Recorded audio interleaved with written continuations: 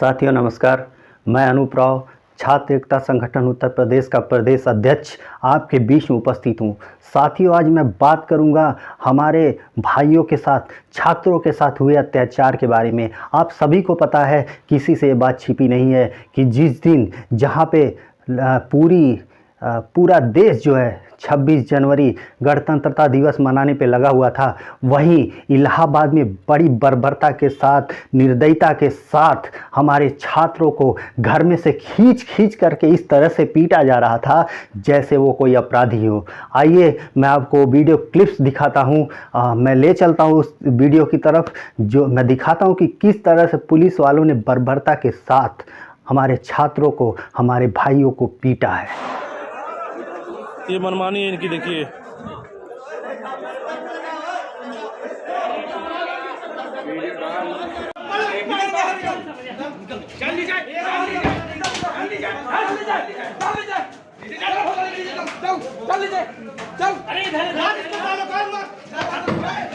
ID नीचे रखो।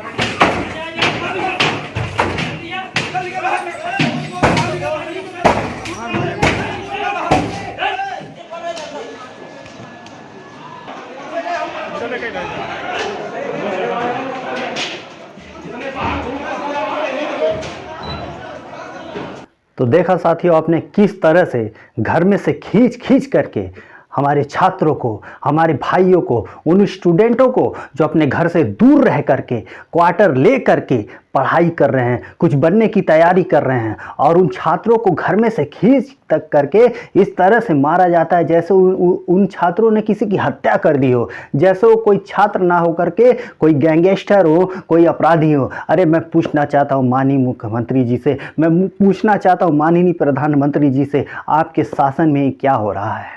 क्या हो रहा है आपके शासन में? अगर आप आदेश नहीं देते तो पुलिस की इतनी हिम्मत नहीं थी कि पुलिस वाले इस तरह से छात्रों के ऊपर हाथ उठाते।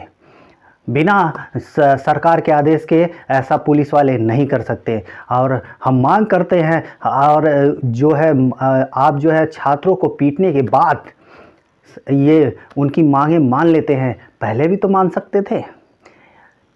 आप भले ही उन मांगों को मान लें, लेकिन हम इस अत्याचार को कभी नहीं भूलेंगे। हम बिल्कुल नहीं भूलेंगे कि किस तरह से हमारे भाइयों को पीटा गया है।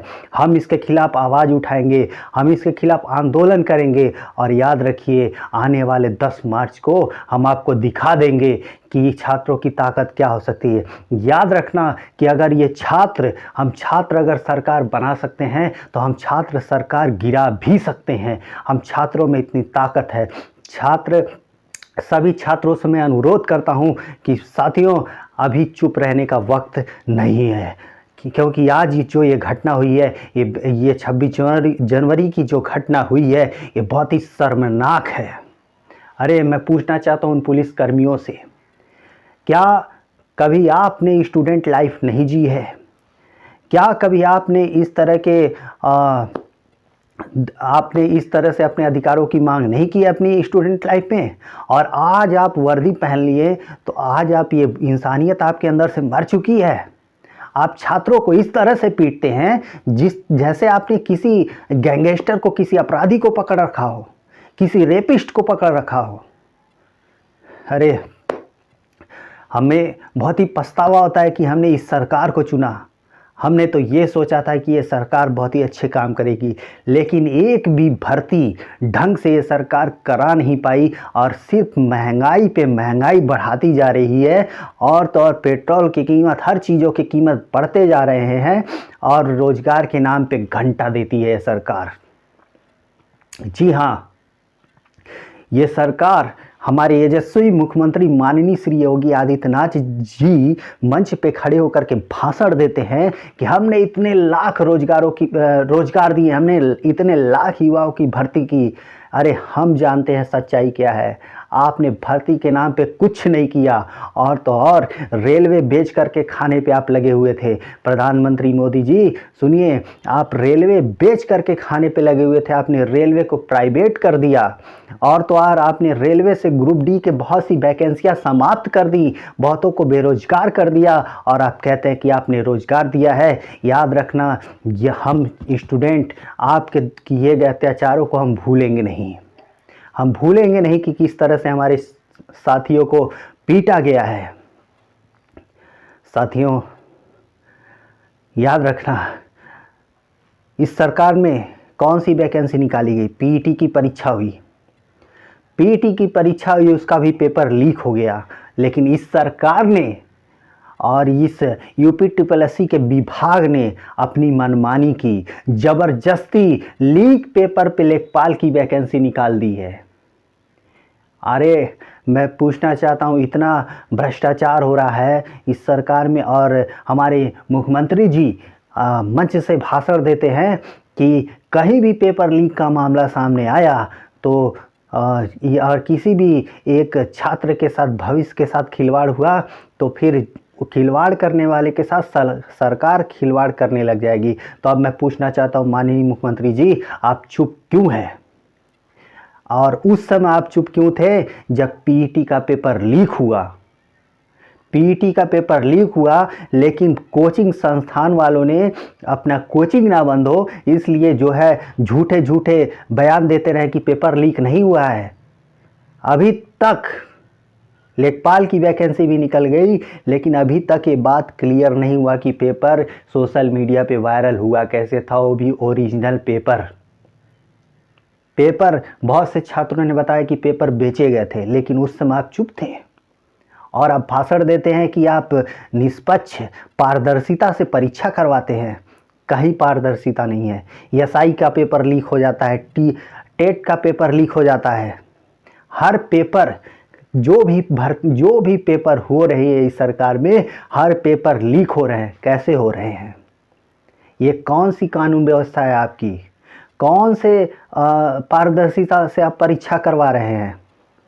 यही सारी बातें हैं साथियों। अभी भी वक्त है। छात्रों एक मत हो, एक साथ आओ, ताकि आने वाले समय में हम इनकी घर वापसी करा सकें। और आइए अभी मैं ले चलता हूं हमारे संगठन के कुछ पदाधिकारियों के पास। हमारे पदाधिकारी क्या कहते हैं, आइए आपको दिखाता हूं। आखिरकार सरकार ने आरआरबी एनटीपीसी एस्पिरेंट्स की बातों को मान लिया है, लेकिन सरकार का ये कौन सा तरीका था कि लंबे समय तक उन सभी स्टूडेंट्स को धरना देने के लिए मजबूर किया गया। उन सभी एस्पिरेंट्स का शारीरिक रूप से और मानसिक रूप से शोषण किया गया, उन्हें पिटवाया गया, उन्हें प्रताड़ित किया गया, और तब जाकर उनकी मांगों को माना। सरकार ये काम पहले भी तो कर सकती थी। सरकार ने कुछ ऐसा ही व्यवहार कृषि कानूनों को लेकर भी दिखाया था कि किसानों को लंबे समय तक धरने पर बैठाया, उनको शारीरिक और मानसिक रूप से प्रताड़ित किया, शोषण किया गया उनका। और जब सैकड़ों किसानों की जान चली गई, तब सरकार ने उनकी मांगों को माना और अपने फैसले को वापस लिया। ऐसी सरकार का होने न होने का क्या मतलब है जो आंदोलनकारियों के साथ ऐसा व्यवहार करे? हम ऐसी सरकार का पूर्ण रूप से बहिष्कार करते हैं। हमें ऐसी सरकार नहीं चाहिए जो देश हित में, युवा हित में फैसले लेने में देरी करे, उनको प्रताड़ित करे, उनका शोषण करे। इलाहाबाद में जो छात्रों के साथ मारपीट की गई, बहुत गलत निंदनीय कार्य किया पुलिस वालों ने। क्या उनके भी बच्चे नहीं इस तरीके के, जिस तरीके से उन्होंने छात्रों के साथ बर्ताव किया? हम मानते हैं कि छात्रों ने ट्रेन जला दी, छात्रों ने उत्पात मचाया, लेकिन इसमें आरआरबी की सबसे बड़ी गलती है। लेकिन जो भारतीय जनता पार्टी की सरकार के खिलाफ बोलेगा, उसके साथ यही व्यवहार करेंगे भारतीय जनता पार्टी वाले जो उन्होंने छात्रों के साथ किया। आज के दिन इलाहाबाद में छात्रों को धमकियां मिल रही हैं कि लॉज छोड़ के चले जाइए अपने अपने घर पर। क्या लोकतंत्र में अपनी बात नहीं उठा सकते हैं? और जिन्होंने एफआईआर की है छात्रों के साथ और टीचर के साथ, वो उनको जल्द से जल्द वापस लेनी चाहिए। उत्तर प्रदेश सरकार ने जो छात्रों के साथ जो बर्ताव किया इलाहाबाद में, लॉज में जाकर छात्रों के साथ मारपीट की है, बंदूक की बट से गेट का ताला तोड़ा गया और उनको बंदूक की बट से ही मारा गया। लेकिन मैं सरकार को बताना चाहता हूँ, जो सरकार ने छात्रों के खिलाफ और टीचरों के खिलाफ जो FIR दर्ज की है उसको जल्द से जल्द वापस लिया जाए और NTPC CBT बंद का रिजल्ट जारी किया जाए। नमस्कार। रेलवे भर्ती परीक्षा के अभ्यर्थियों को बहुत बहुत बधाई। सरकार को उनकी मांगों के सामने झुकना पड़ा।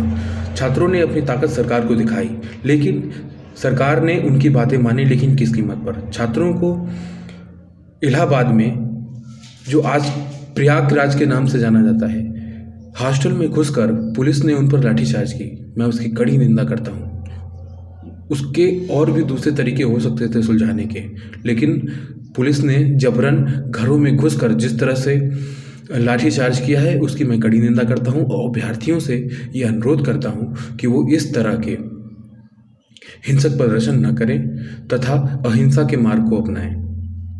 और आगे कभी भी अगर उन्हें हमारी आवश्यकता होगी तो छात्र एकता संगठन के लोग खड़े होंगे। धन्यवाद। साथियों, मैं धर्मपाल चौहान, गोरखपुर उत्तर प्रदेश से। जैसा कि हमने सोशल मीडिया पे देखा कि हमारे भाइयों के साथ इतनी बर्बरता की गई, उन्हें लाठियों से पीटा गया, बंदूक के बट से पीटा गया, दरवाजे को लात से या पैरों से मार के तोड़ा गया। मैं सरकार की इस दमनकारी नीति का पुरजोर आलोचना और विरोध करता हूं और मैं अपने भाइयों से भी कहना चाहता हूं कि वे हिंसा के मार्ग को ना अपनाएं। और मैं सरकार से ये पूछना चाहता हूं कि जिस तरह हमारे साथियों के साथ बर्बरता की गई, क्या इसी दिन के लिए हमने आपको चुना था? आपने हमारी बातों को माना, लेकिन इतनी घटनाएं घटने के बाद, इतना सब कुछ हो जाने के बाद फिर आपने हमारी बातें मानी। इससे पहले भी आप हमारी बात को मान सकते थे, लेकिन आपने ऐसा नहीं किया, जिसके पश्चात इतनी सारी घटनाएं घट गई। साथियों, मैं भी एक स्टूडेंट हूँ। मैंने भी बहुत सारी परीक्षाएं दी हैं। मैं जानता हूँ कि तैयारी कैसे की जाती है, कैसे घर से दूर रह के, घर से निकलकर कैसे एक किराए का मकान लेकर तैयारी किया जाता है, कितना परिश्रम होता है उस तैयारी के दौरान। और जिस तरह से पुलिस वालों ने हमारे साथियों के साथ इतनी बर्बरता की है, मैं इस दुर्घटना का पूरी तरह विरोध करता हूँ। मैं कड़ी आलोचना करता हूँ इसकी। और मैं ये बात बताना चाहता हूँ साथियों कि छात्र एकता संगठन उत्तर प्रदेश आप सभी के साथ हमेशा खड़ा है। जय हिंद। तो देखा आपने, ये हो रहा है इस सरकार में, ये मिला है हमें इस शासन में। अरे ये मत भूलिए, अगर आपने जो मांगे मान ली, क्या आप ये पहले नहीं मान सकते थे? जरूरी था उन छात्रों को पीटना, जरूरी था उन छात्रों को इस तरह से बेरहमी के साथ मारना।